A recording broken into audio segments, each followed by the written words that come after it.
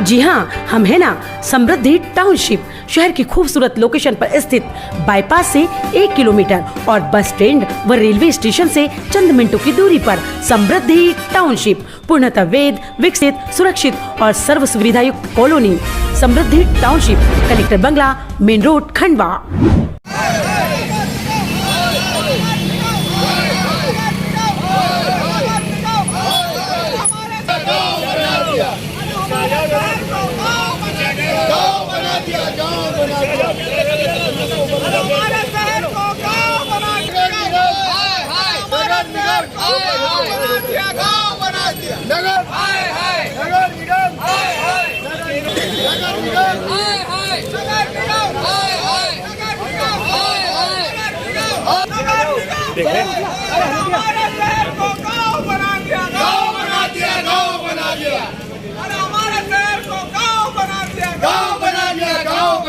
नगर निगम नगर निगम बना दिया, गाँव बना दिया।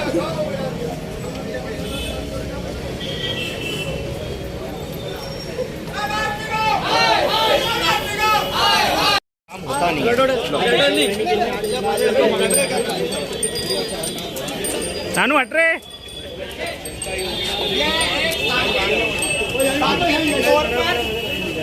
आपको बताया जाएगा कि आम आदमी अगर किसी आवारा पशु से टकराते हैं तो उसको क्या दर्द होता है।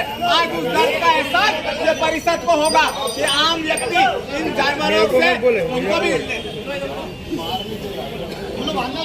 मार नहीं दे। माता की भारत माता की जय। अरे हमारे खंडवा को बचा लो भैया, बचा लो ये आवारा पशुओं से, ये हमारे खंडवा को खा गए।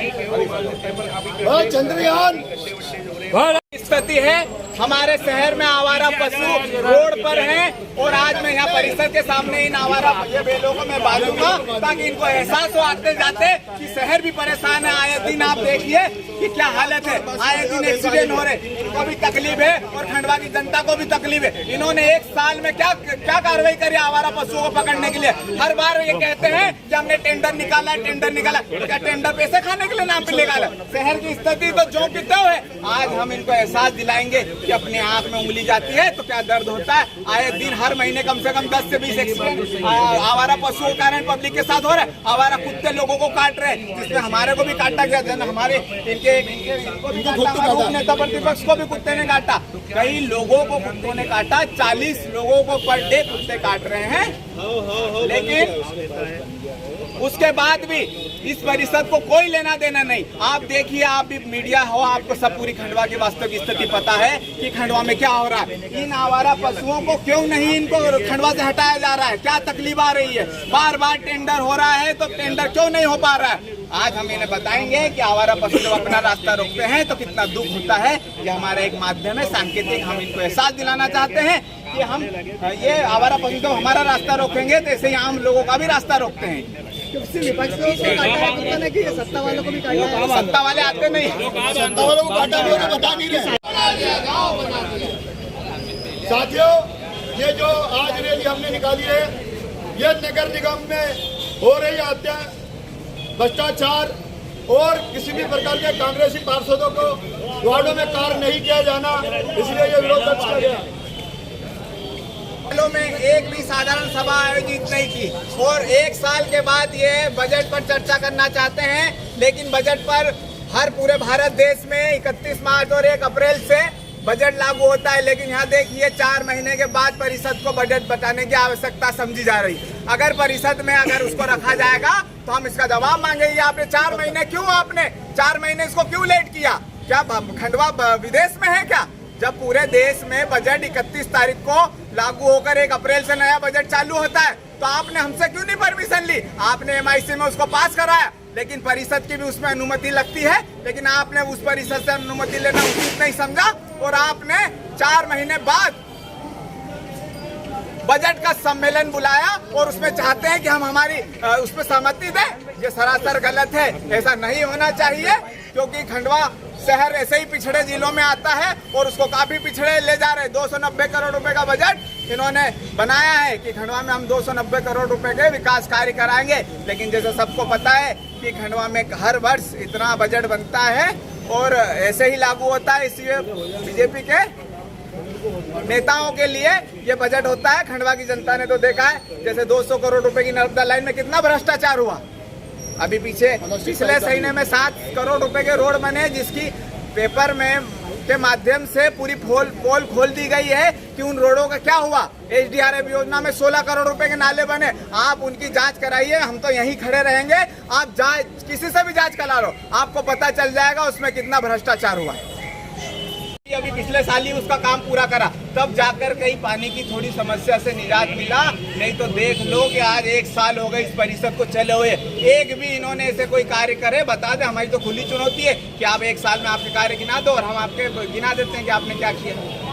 ये आपका मौखिक बात दिया है हमने, कलेक्टर महोदय को भी लिखित में दिया, हमने जन सुनवाई में भी दिया कि पिछला 1 साल हो गया है। यहाँ पर देखिए कई बहुत व्यापक स्थिति में यहाँ पर भ्रष्टाचार चल रहा है। हमने उसकी शिकायत भी दी, लेकिन वो आवेदन मात्र बनकर रहेंगे। नगर निगम क्या वजह है और क्या दर्शाना चाहते हैं? देखिए, मैंने एक वास्तविक स्थिति खंडवा की इस माध्यम के द्वारा बताना चाहे कि हमारे खंडवा की वास्तविक स्थिति क्या है। हमारा खंडवा 1990 से लेकर अभी तक ज्यों का त्यों है। हमारे जिले में सांसद हमारा बीजेपी का है, विधायक, सांसद, सारी परिषद और सारा मध्य प्रदेश में भी सब उनकी सत्ता है। लेकिन आप देखिए हमारा शहर जिले से गांव की ओर जा रहा था। हमने ये दर्शाना चाहा कि देखिए क्या हालत है।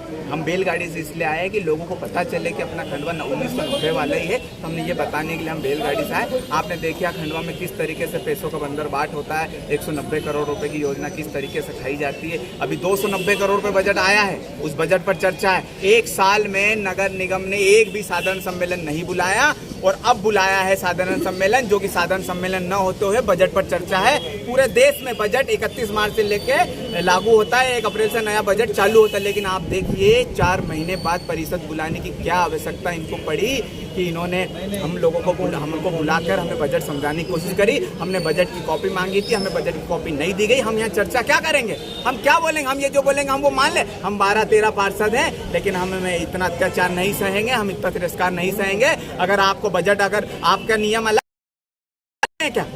पूरे जब मध्य प्रदेश में 1 अप्रैल से नया बजट चालू हो जाता है तो अभी तक यहाँ क्यों नहीं हुआ? 1 अप्रैल से लेकर 24 अगस्त तक जितने भी बिल हुए हैं वो सब अनलीगल है। मैं उसकी जांच की मांग करूंगा। और ये किस आधार पर इन्होंने उसको बिल पास करें? क्या MIC प्रस्ताव पास होने क्या वो बिल कर दे? परिषद की अनुमति लेना चाहिए। धारा 99, धारा 100 और धारा 101 पढ़ी जाए और 97 धारा पढ़ी जाए। उसमें स्पष्ट रूप से उल्लेख है कि ये जो इन्होंने जो बजट जो अभी 4 महीने बाद पेश कर रहे हैं, ये दिस इज अनलीगल, ये अनलीगल है, इसका कोई उचित नहीं है। कांग्रेसी पार्षदों की तो सुनवाई होती है यहाँ पर देखिए, हमारी क्या इनकी भी नहीं सुनवाई हो रही है। यहाँ पर 50 पार्षदों को सिर्फ 6 MIC सदस्य हैं, उनकी भी सुनवाई होनी है। किसी की भी एक तरफ इनसे काम मांगने जाओ तो बोले हमारी नगर निगम बहुत गरीब है, और एक तरफ देखिए 4-4 उपायुक्त और 4-4 गाड़ियां और 4-4 बंगले और 4-4 गाड़ियों के पेट्रोल डीजल के खर्चे। तो मैं इनसे अभी मांगूंगा मैं कि इनकी प्रशासनिक बताइए नियुक्ति कि क्या नगर निगम महानगर पालिका है तो 4-4 उपायुक्त की यहाँ पर वो करी जाएगी क्या? बाबा हमारा पैसा क्या खाने का?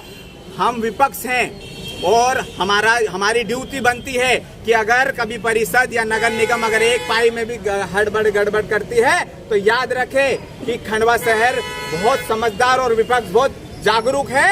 आपके आने वाली पीढ़ी से भी ये पीढ़ी सवाल पूछेगा शहर कि हमारा पैसा कहाँ गया। जैसे नर्मदा लाइन में हर बार कोई पूछता है कि हमारा पैसा गया कहाँ। तो ये किस मस्ती में मस्त है?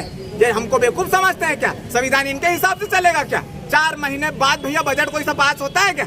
इन्होंने MIC में करा लिया है, लेकिन परिषद को क्या समझते हैं? सभा में बैठेंगे कि नहीं? आपका सभा में बैठेंगे और हम पूछेंगे, उसके बाद हम बहिष्कार करेंगे और हम इनसे नियम कानून जानेंगे। हमें बताए धारा कि आपने किस उसमें इन्होंने पास किया। क्या शहर को बेवकूफ समझते? 290 करोड़ रुपए में से इन्होंने 50 करोड़ अभी तक निपटा दिए होंगे।